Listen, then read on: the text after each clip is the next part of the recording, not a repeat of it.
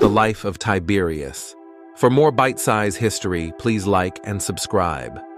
Tiberius Claudius Nero, known to history simply as Tiberius, was the second emperor of Rome, succeeding Augustus. His reign, which lasted from AD 14 to AD 37, marked a period of consolidation for the Roman Empire, though it was also characterized by political intrigue and personal despondency. The life of Tiberius is a tale of reluctant power, familial strife, and the burdens of leadership. Early life and background.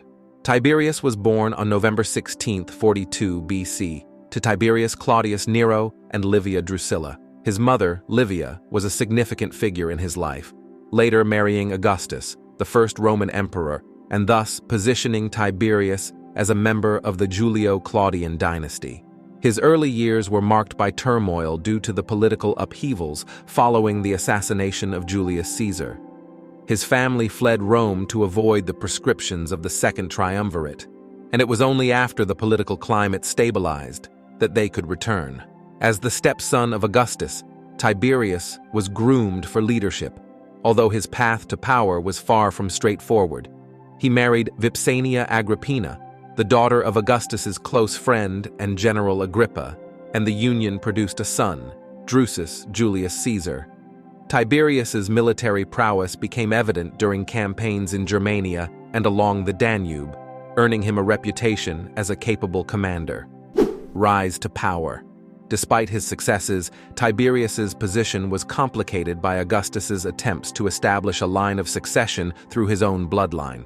Augustus initially favored his grandsons, Gaius and Lucius Caesar, but their untimely deaths forced him to reconsider. In AD 4, Augustus adopted Tiberius as his son, marking a clear indication of his intention for Tiberius to succeed him. Tiberius was also compelled to adopt Germanicus, his nephew by marriage, to further secure the dynastic line. Tiberius's reluctance to assume power is well documented. He often expressed a desire for a more private life, away from the burdens of the state. Nevertheless, he accepted his role and continued to serve the empire dutifully. His marriage to Julia the Elder, Augustus's daughter, proved disastrous due to her infidelity, leading to their eventual separation. This personal turmoil, coupled with the immense pressure of living up to Augustus's legacy, weighed heavily on Tiberius. Ascension and early reign. When Augustus died in 13, Tiberius ascended to the throne. His early reign was marked by a cautious approach to governance. Tiberius sought to maintain Augustus's policies and was careful not to initiate radical changes. He respected the Senate's authority and tried to work within the established political framework. However, his distrust of the Senate grew over time. A more autocratic style of rule. One of Tiberius' notable achievements was the maintenance of the Roman Empire's stability. He managed to keep the empire secure and prosperous, largely through the competent administration of his loyal officials, particularly his Praetorian Prefect, Lucius Aelius Sejanus. Tiberius's military campaigns during this period were limited, focusing instead on consolidating the borders established by Augustus. Sejanus and political intrigue. The rise of Sejanus is a critical aspect of Tiberius's reign. Initially a trusted advisor, Sejanus gradually accumulated power, eventually becoming the de facto ruler of Rome. Tiberius, increasingly disillusioned with the political machinations in Rome, withdrew to the island of Capri in AD 26, leaving Sejanus in control of the capital. This decision marked a turning point in Tiberius's reign, as it led to a period of political repression and paranoia. Sejanus exploited Tiberius's absence to eliminate his rivals and consolidate his power. His ambitions, however, eventually aroused Tiberius's suspicions. In AD 31, Tiberius ordered Sejanus's arrest and execution, along with many of his associates. This purge marked the end of Sejanus's influence, but did little to restore stability. Instead, it deepened Tiberius's mistrust and isolation, leading to a reign characterized by fear and repression. Later, years and legacy. The last years of Tiberius's reign were marked by increasing despotism and paranoia. He remained on Capri, governing through a network of informers and spies.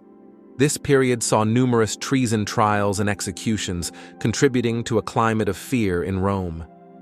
Tiberius' relationship with his family deteriorated further, particularly with his adopted son Germanicus, who had died under suspicious circumstances in AD 19, and his son Drusus, who was imprisoned and eventually killed. Despite the negative aspects of his reign, Tiberius's administrative policies were effective in maintaining the empire's stability. He left the treasury with a substantial surplus, and his cautious foreign policy avoided unnecessary conflicts.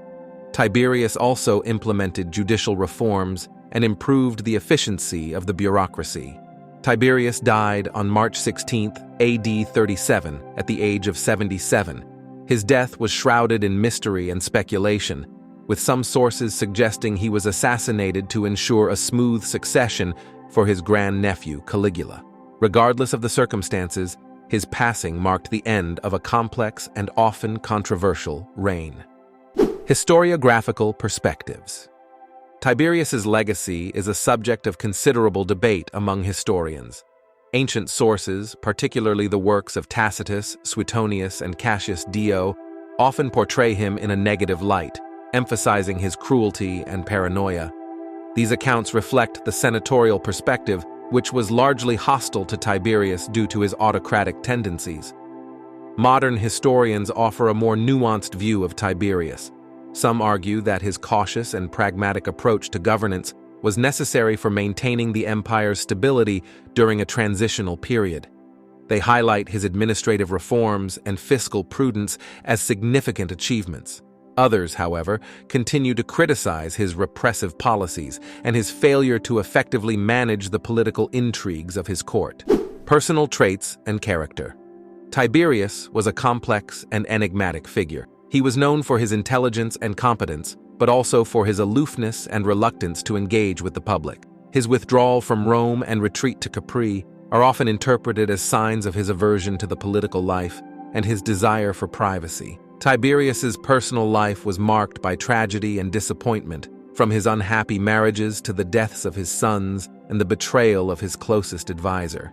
His stoic and often melancholic demeanor contrasted sharply with the charismatic and popular image of Augustus. Tiberius was not a natural leader in the mold of his predecessor, and he struggled with the expectations placed upon him. His reign, while effective in many respects, lacked the visionary quality that characterized Augustus's rule. Conclusion. The life and reign of Tiberius illustrate the challenges of leadership and the complexities of succession in ancient Rome.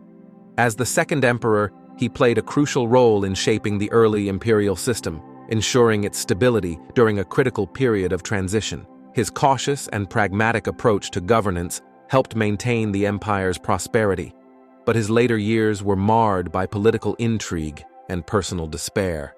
Tiberius's legacy is a testament to the difficulties of ruling an expansive and diverse empire.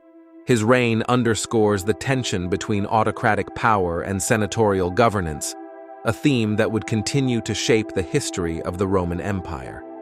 Despite the controversies and criticisms, Tiberius remains a significant figure in Roman history, whose life and reign offer valuable insights into the nature of imperial power and the burdens of leadership.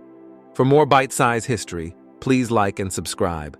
And for your favorite historical topic to be covered, drop a suggestion into the comments for our bite-sized team.